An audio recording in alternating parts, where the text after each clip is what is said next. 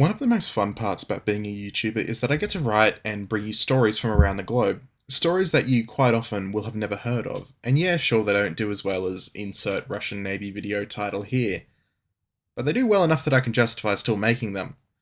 With that said, I want to tell you a forgotten story from the First World War, the Battle of Chunuk Bair. I want you to put yourself in the position of a Turkish soldier on the heights above Anzac Cove, on the Gallipoli Peninsula in 1915. The invasion has been dragging on for months, more of your brothers lay in the dirt than the invader ahead of you, and in the distance, ever so quietly, you can hear a chant. But it isn't in English, it's a language you can't quite understand. But you've heard stories, you recognise it, you know the stories about what that language is. It's the language of the South Seas, the whole world away. It's the language of a people who you have heard tear the flesh from people in feast. It is the language of death, and it is getting louder and louder. And every minute that passes you hear it clearer and clearer, even though you don't know the words, you hear the screaming, the slapping and the shouting. And it's just about to reach crescendo. As the haka continues on, you look around to your comrades and you ask them blankly, who is coming? You get one word in response. Death. The valley then falls completely silent as the sun begins to crest the horizon. Death is coming.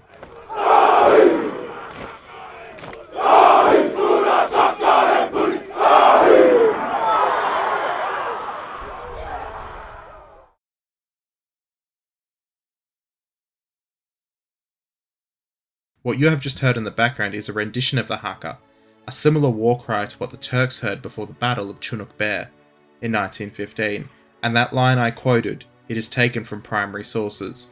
The Turks genuinely believed death was coming up the mountain, and to be honest, they were not far off. Since the landings on April 25th, 1915, the Gallipoli campaign had completely stalled, and the ever-mega genius commanders led by Ian Hamilton, who I have a lot to say about but will not talk about mostly in this video, the one actually responsible for the fiasco at the Dardanelles, and not Winston Churchill, who was scapegoated. You could say a lot about Winston Churchill. The Dardanelles was not his fault.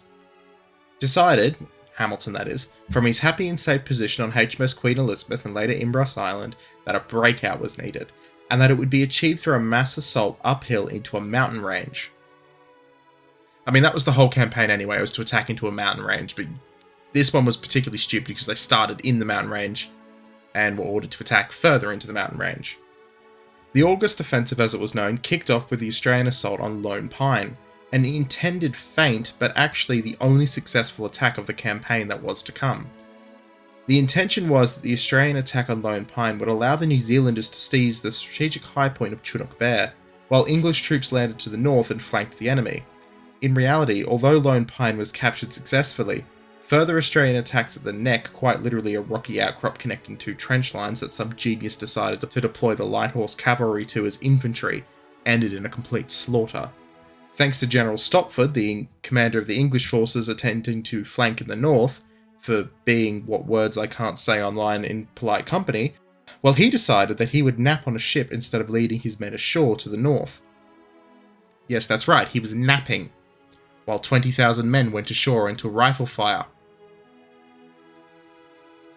He was also bitching constantly about the fact it was hot, while he sat with his feet up and then had a nap, as his men burned to death because no one had bothered to scout out the fact that it was dry and their high explosive shells would set the scrub completely alight.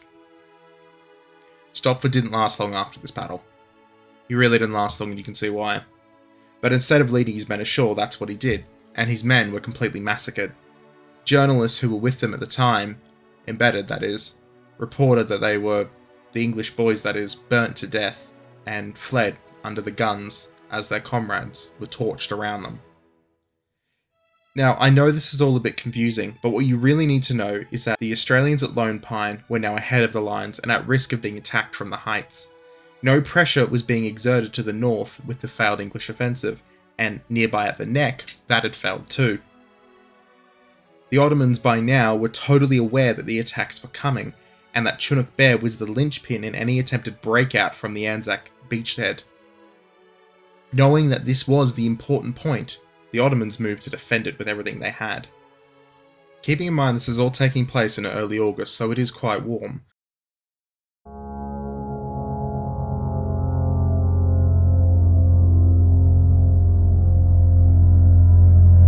At 7:30 am, the New Zealanders were only 500 yards, or about 460 metres from the summit, and they engaged in heavy combat with the Ottoman defenders, as Ottoman reinforcements arrived under German command. What was 20 soldiers holding the peak early in the night was now, by 10 am, 500 heavily armed men ready for a fight. Finally, a stroke of luck went the Kiwis' way when an Australian gunner spotted the reinforcements streaming from the Turkish lines onto the mountaintop and directed fire to break up the Turkish cohesion. The New Zealand commander Johnston requested that the attack be postponed till nightfall, but General Godley nonetheless gave the order to attack straight up into the hill, into the entrenched position, in the open, in the day. Johnson, not willing to disavow the suicidal order, gave the task to Lieutenant Colonel William Malone and the Auckland Battalion. Malone, though, saw the order for what it was, and after some choice words, he refused to attack until after dark. There is some contention on whether or not Johnson supported him in his decision to not attack, but that is lost to the pages of history because Malone would never come down from Chunuk Bair. Malone's refusal meant nothing though, because the New Zealanders were ordered up the hill in 2 waves in the broad daylight, with the Auckland and Canterbury battalions cut to pieces. The Otago and Wellingtons moved into place and charged up the hill covered by naval guns, taking it nearly without loss, as the rocky hard ground made entrenching impossible. Naturally, due to the state of the ground, the Turks didn't even bother to defend it when the artillery started. At 5 am the next morning, the Ottomans counterattacked in force, and it was here that Chunuk Bair entered New Zealand military legend. As the Ottomans charged in waves towards the New Zealand alliance, they began to overwhelm the defenders by sheer force of numbers. First-hand accounts tell us of the rifles being so hot that men couldn't bear to load or hold their guns, resorting instead to using them as clubs, and when they broke or became too clogged with body and bloody rocks or heat. After all the talk of mechanised war, it came down to New Zealanders and Ottomans on a hill, beating each other to death with sticks and rocks. The fight didn't end as the bodies piled up, and at 5 PM the artillery was ordered to be fired on Chunuk Bair. As the Kiwis held on for dear life, fighting to the death with their rocks and their sticks and anything they could grab, belt buckles even, their own guns, likely from a British warship off the coast, began to bombard them. It was here where Lieutenant Colonel Malone fell. Somehow through all of this though, the friendly fire, the bombardment, the wave after wave and the hand-to-hand combat, the Kiwis held on. They held Chunuk Bair. They did not surrender it at all. General Godley spent the entire 2 days of the battle meanwhile at his headquarters totally ignorant of what was occurring, as he sent reinforcements into combat in effectively the wrong direction. As they became lost themselves in the rolling hills, another group of soldiers, this time Gurkha Rifles, suffered a similar fate on Hill Q, not too far from Chunuk Bair, being bombarded by their own artillery. As night fell, finally, the totally exhausted New Zealanders that remained were finally relieved and allowed to return back to the relative safety of Anzac lines. In their place were positioned 2 battalions of the South Lancashire and Wiltshire regiments, English soldiers that is. The very next morning, none other than Mustafa Kemal, who would be later known to future as Ataturk, the father of the Turkish nation, would lead an offensive with an overwhelming weight of numbers, and with 6 battalions behind him, he forced the 2 English battalions back down the mountain. With the English forces in retreat, in complete retreat mind you, they have been completely shattered and battered, the New Zealanders were rushed again to the front to defend, and yet again they proved their worth, breaking the Ottoman offensive and halting their counterattack down the mountain. The loss of the very briefly held Chunuk Bair was really the end not only for the August offensive, but also for the Gallipoli campaign as a whole. There was no chance at breaking out from here. It took a Herculean effort for the Kiwis to take it in the first place, and the reality was that the men ashore, in a rocky hell that no military commander would dream of attacking even in the modern era, had no chance whatsoever. Within a few short months, the War Cabinet in London would fire Ian Hamilton, ending his career forever when news of the fiasco got out, and Lord Kitchener himself would order a withdrawal from the peninsula.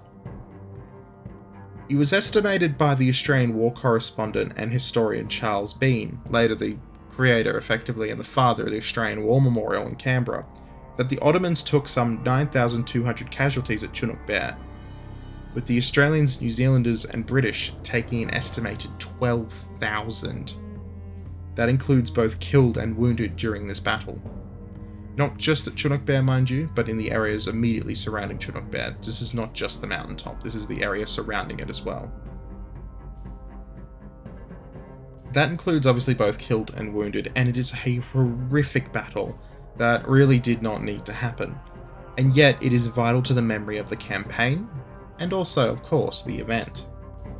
One thing that has stood the test of time though, even if the whole event was pointless, was the prowess of the New Zealanders and the fear they struck into the hearts of the first Ottomans and later every enemy they fought.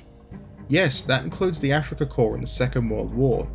Some stats for you, though, before I leave you in this short video. During the First World War, 98,950 New Zealanders served, 80% of which were volunteers and 20% were conscripts. That is 9% of the country's entire population, and 80% of them were volunteers. That is 0.9% of the entire British Empire's forces during the First World War, being from this tiny colonial nation of New Zealand. In total, 18,058 Kiwis would die during the war, 2,779 of them at Gallipoli. For a tiny country, it made its presence known, something it has continued to do throughout the years, mind you. Pretty much every famous battle the Australians have ever fought, the Kiwis have been there, if not in the front lines, in the battle as support. Long Tan, Kiwi gunners kept the Australians alive while they fought a desperate battle against the North Vietnamese. Kap Yong, they kept the Canadians alive, as the Australians had to pull back after 24 hours of extreme combat against 10,000 Chinese soldiers. The Anzac spirit is very much alive and well, and it's through battles like Chunuk Bair that it was born. Either way, short video, didn't want to do anything too long, just had an idea so I wrote it down and I thought I'd make a short one. Considering how many long videos I've made, I figured a short one can't hurt. Thank you all for watching, like, comment, subscribe, and I will catch you all next time with something longer.